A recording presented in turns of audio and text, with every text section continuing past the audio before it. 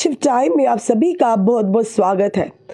जिस तरह से आप जानते हैं, देश के प्रधानमंत्री महिलाओं के लिए बच्चों को हमेशा साक्षर करने की यानी कि कोशिश में लगे हुए हैं कि किस तरह से देश की महिलाएं सक्षम हो हर क्षेत्र में। जिस तरह से उन्होंने लाडली बेटी स्कीम को लेकर कहीं ना कहीं उन माता पिता का यानी काफ़ी हद तक मदद की है जो गरीब हैं, तबके से ताल्लुक़ रखते हैं, जो अपनी बेटियों के पढ़ाई के लिए या उनकी शादी के लिए खर्चा नहीं कर पाते, उनके लिए लाडली स्कीम लाकर उन्होंने काफ़ी उनका मनोबल बढ़ाया, उन माता पिता को हौसला बढ़ाया। उसी के साथ साथ देश के प्रधानमंत्री चाहते हैं कि हर हमारी देश की महिला, हर बहन बेटी हर क्षेत्र में सक्षम हो। वहीं दूसरी तरफ 33% बिल जो आया उसके चलते अब महिलाओं ने अपनी अपनी प्रतिक्रियाएं देनी शुरू कर दी हैं, क्योंकि पुरुष प्रधान समाज में इस तरह का रक्षण मिलना कहीं ना कहीं महिलाओं के लिए काफी कारगर साबित हो रहा है।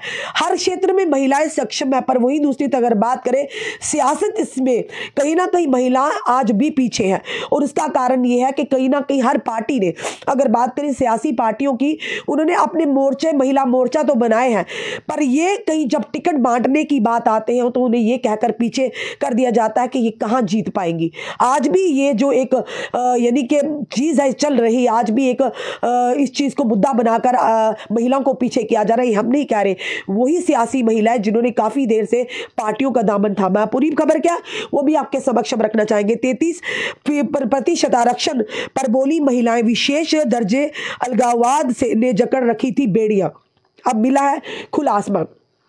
ये हम नहीं कह रहे, बल्कि ये महिलाएं कह रही है कि अलगाववाद और साथ ही साथ विशेष दर्जे ने जकड़ कर रखी थी बेड़ियां, यानी बेड़ियों में बांध कर रखा था उनकी, अब उन्हें पंख मिल गए हैं। पंख इसलिए मिले हैं कि अब उन्हें खुला आसमान मिला है, जहां पर देश के प्रधानमंत्री के नेतृत्व वाली सरकार ने 33% जो कोटा महिलाओं के लिए सियासत में रखा है।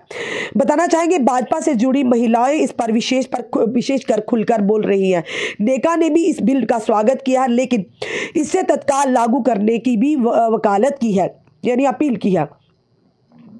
बताना चाहेंगे, जम्मू कश्मीर में पहली बार विधानसभा में महिलाओं के लिए 1/3 सीटें आरक्षित होने से आधी आबादी काफी खुश है। सरकार यानी खासकर कश्मीरी महिलाएं, उनका उत्साह बढ़ा। उनका कहना है कि विशेष दर्जे और अलगाववाद ने यानी कि बेड़ियां जकड़ रखी थी। जब 73 साल बाद खुला आसमान मिला है, उन्हें भी आगे बढ़ने की, विधानसभा की सर्वोच्च कुर्सी तक जाने का मौका मिल सकेगा। भाजपा से जुड़ी महिलाएं इस विषय पर खुलकर बोल रही है। नेका ने भी यानी कि विपक्षी दलों ने भी इस बिल का स्वागत किया, लेकिन इसे तत्काल लागू करने की भी सिफारिश की है। कश्मीरी महिलाओं का कहना है कि आज़ादी के बाद से 2014 के आखिरी विधानसभा चुनाव तक को शामिल किया जाए तो विधानसभा में महिलाएं प्रतिनिधियों की संख्या 2.5 के आंकड़े को पार नहीं कर सकती थी, लेकिन अब जब ये विधेयक बिल पारित हो गया है तो इतना तय है कि कम से कम 30 सीटों पर उनका प्रतिनिधित्व होगा। इससे उनके राजनीतिक रूप से सशक्त होने का भी मौका मिलेगा। उनका कहना है कि प्रत्येक विधानसभा चुनाव में कुल मतदाताओं में महिलाओं की संख्या 48 से 50% रहती है, लेकिन इसके बाद भी उन्हें राजनीतिक रूप से सशक्त होने का मौका कम मिल पाता है। सभी पार्टियों ने अपना अपना महिला विंग बनाकर रखा है, लेकिन जब टिकट बंटवारे की बात आती है तो महिलाओं को इससे वंचित कर दिया जाता है कि वह चुनाव नहीं जीत सकती है, और साथ ही साथ अब जाकर सही मायने में उन्हें प्रतिनिधित्व मिलेगा और उन्हें खुला आसमान मिला है। वो उड़ान भर सकती हैं, सियासत में भी अपना दमखम दिखा सकती हैं। देश के अन्य राज्यों में महिलाओं से पहले से ही महिलाएं राजनीतिक रूप से सशक्त रही है, लेकिन यहाँ विशेष दर्जे की वजह से महिलाएं इससे वंचित रही। अलगाववाद का भी इसमें भी बड़ा हाथ रहा है, क्योंकि इसमें सभी फैसले पुरुष प्रधान समाज को ध्यान में रखते हुए लिए जाते थे। बिल अच्छा है, पुरुष प्रधान समाज ने महिलाओं के बारे में सोचा है। यह अच्छा कदम है। पुरुषों की तुलना में आज महिलाएं अधिक पढ़ी लिखी हैं, ऐसे में उन्हें सशक्त करना वक्त की जरूरत है। कम से कम 50% महिलाएं वोटर होती हैं। नेका का शुरू से ही महिलाओं के प्रति नजरिया बेहतर रहा है, उन्हें कईयों को मौका भी दिया है। लेकिन दूसरा पक्ष यह है कि कहीं ये बिल लॉलीपॉप ना बनकर रह जाए। यदि नीयत साफ है तो इसे आज से ही लागू किया जाना है, ये कहा है सकीना अट्टू, पूर्व मंत्री व राज्य सचिव नेका। बेटी बचाओ बेटी पढ़ाओ नारे का धरातल पर उतारते हुए प्रधानमंत्री नरेंद्र मोदी ने महिलाओं को राजनीतिक हिस्सेदारी दी है। अब बेटियां भी कानून बना सकेगी। विशेष दर्जे तक अलगाववाद की वजह से आम महिलाएं अपने हक से वंचित रही है। कम से कम अब देश के अन्य राज्यों की तरह जम्मू कश्मीर में भी महिलाएं भी राजनीतिक रूप से सशक्त होंगी, वह भी विधानसभा की दहलीज तक पहुंचेगी। ये फैसले रात को यानी ये फैसला रात के बाद उजाले की तरह कश्मीरी महिलाओं के लिए है, ये कहना है डॉक्टर दरिक्षा अंद्राबी, जो अध्यक्ष जम्मू कश्मीर वक्फ बोर्ड की।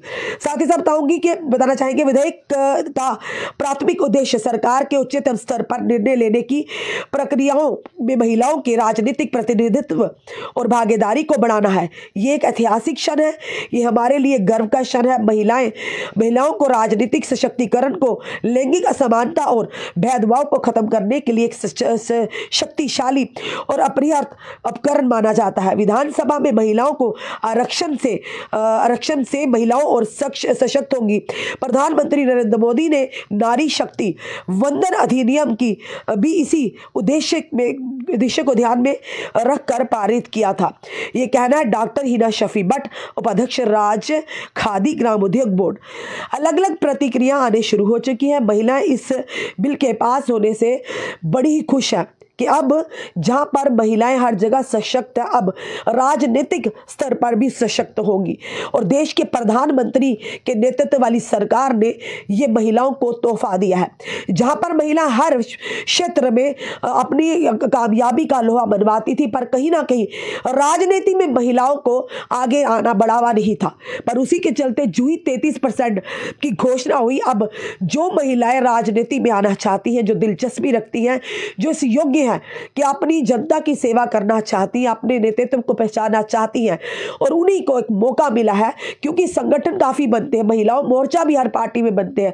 साफ तौर पर कहना था उनका कि मोर्चे तो बनते हैं, पर जब टिकट बंटवारे की बात आती थी महिलाओं को पीछे रखा जाता था। पर अब ऐसा नहीं होगा। अब 33% महिलाएं भी अब राजनीतिक में कदम रखेगी, वो भी अब उड़ान भरेगी। उन्हें खुला आसमान देश के प्रधानमंत्री ने प्रदान किया है। आपका क्या कहना है इस वीडियो को देखकर? अपने कमेंट, अपने सुझाव हमें जरूर दीजिए। इस वीडियो को जितना हो सके शेयर कीजिए। जुड़े रहिए ऐसी हर अगले अपडेट के लिए। जय हिंद, जय भारत।